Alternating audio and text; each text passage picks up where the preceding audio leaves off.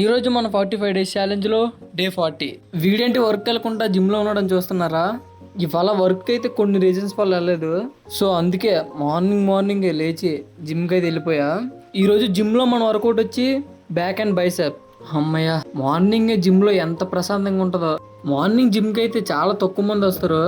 అందుకే జిమ్ లో చాలా ప్రశాంతంగా అయితే ఉంటది. ఏ డిస్టర్బెన్స్ లేకుండా మన వర్కౌట్ అయితే కంప్లీట్ చేసుకోవచ్చు. డైలీ మార్నింగ్ ఇలా వచ్చి ప్రశాంతంగా వర్కౌట్ చేసుకుంటే చాలా బాగుంటుంది. బట్ మనకు వర్క్ ఉండడం వల్ల డైలీ మార్నింగ్ రావడానికి అయితే అవ్వదు.